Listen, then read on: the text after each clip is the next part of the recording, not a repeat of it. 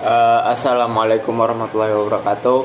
Saya Bahtiar Mahmud. Jadi ini review buku Geografi dan Ilmu Sejarah. Jadi langsung aja nih bab pertama, ya sama judulnya itu, Geografi dan Ilmu Sejarah.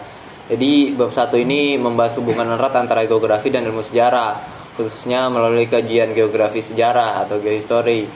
Geografi yang berasal dari bahasa Yunani, geo berarti bumi dan grafen berarti menulis atau menggambarkan.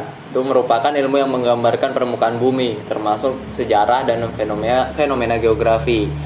Definisi ini pertama kali diperkenalkan oleh Eratosthenes, seorang ilmuwan Yunani yang juga menghitung keliling bumi dengan tingkat akurasi yang mengesankan. Dalam pendekatan modern, geografi tidak hanya menggambarkan bumi secara fisik, tetapi juga mempelajari interaksi antara fenomena alam dan manusia, distribusi spasial, serta perbedaan karakteristik wilayah. Sejarah perkembangan geografi dimulai pada zaman kuno, terutama melalui kontribusi bangsa Yunani. Herodotus misalnya menghubungkan faktor geografis dengan perkembangan masyarakat. Sedangkan Eratosthenes tidak hanya memperkenalkan istilah geografi, tetapi juga menciptakan metode penghitungan ilmiah untuk mempelajari bumi. Pada abad pertengahan, perkembangan geografi berlanjut di dunia Islam. Ilmuwan seperti Al-Khawarizmi yang menciptakan peta globe pertama dan Al-Idrisi yang menyusun peta dunia dengan detail tinggi, menunjukkan bahwa geografi telah menjadi disiplin yang lebih sistematis dan terorganisasi. Kemajuan ini mencapai puncaknya pada zaman modern melalui tokoh-tokoh seperti Alexander von Humboldt yang dikenal sebagai peletak dasar geografi fisik, dan Karl Ritter yang menekankan pentingnya hubungan manusia dengan lingkungan fisik. Geografi terus berkembang seiring zaman, mencakup berbagai pendekatan dan disiplin baru yang mempengaruhi kajian wilayah dan lingkungan. Pada abad ke-18, tokoh seperti Immanuel Kant memandang geografi sebagai disiplin ilmu yang mempelajari fenomena berdasarkan distribusi spasialnya. Alexander von Humboldt menambahkan pendekatan ilmiah yang mengaitkan fenomena fisik seperti ketinggian dan vegetasi dengan kondisi lingkungan. Hal ini menciptakan landasan bagi geografi fisik modern.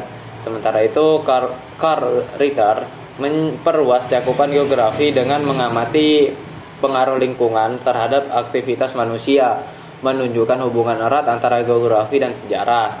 Di sisi lain, ilmu sejarah memiliki definisi sebagai studi tentang peristiwa-peristiwa masa lalu yang memengaruhi perkembangan masyarakat. Sejarah seringkali didukung oleh disiplin ilmu lainnya, termasuk geografi, untuk memperkaya analisisnya. Tugas utama ilmu sejarah adalah merekonstruksi masa lalu untuk memberikan pemahaman tentang kondisi masa kini. Dalam melaksanakan tugas ini, metode penelitian sejarah meliputi berbagai langkah, mulai dari pengumpulan sumber, kritik sumber, hingga interpretasi data dan penulisan sejarah.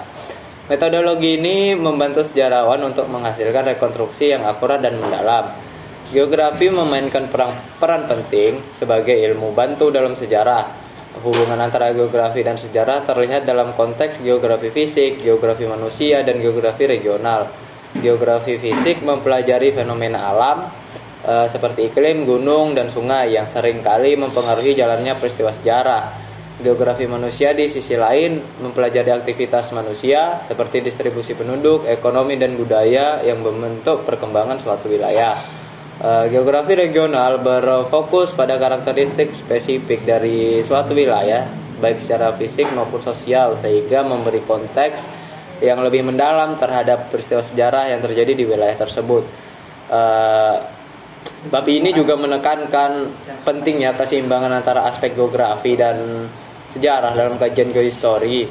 Geohistory tidak hanya merekonstruksi peristiwa sejarah berdasarkan lokasi geografis, tetapi juga menganalisis bagaimana kondisi geografis mempengaruhi perkembangan peristiwa tersebut. Dengan pendekatan yang seimbang, geohistory memberikan pemahaman yang lebih holistik tentang hubungan antara manusia, waktu, dan ruang, yang pada akhirnya membantu kita untuk memahami dinamika sejarah dan geografi secara komprehensif. Geografi sejarah juga relevan dalam konteks modern, terutama dalam studi perubahan lingkungan dan dampaknya terhadap masyarakat. Misalnya dengan menganalisis bagaimana perubahan iklim di masa lalu memengaruhi migrasi dan konflik, kita dapat memahami tentang serupa di masa kini. Pendekatan ini menunjukkan bahwa geohistory bukan hanya alat untuk memahami masa lalu, tetapi juga sebagai panduan untuk mengatasi masalah global yang terus berkembang. Dalam konteks Indonesia, bab ini menyoroti pentingnya kajian geografi sejarah dalam memahami peristiwa masa lalu yang berkaitan dengan lahan basah seperti wilayah-wilayah kerajaan maritim. Contohnya dapat dilihat pada kerajaan Kutai, Sriwijaya, dan Majapahit yang berkembang pesat karena posisi geografis yang strategi, baik di muara sungai maupun di jalur perdagangan internasional. Lahan basah di Nusantara memainkan peran penting dalam mendukung aktivitas ekonomi dan politik yang pada akhirnya membentuk identitas budaya dan sejarah lokal.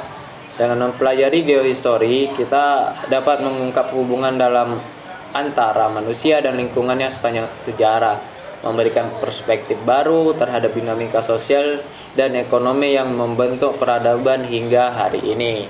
Sekian review buku bab 1 dari saya.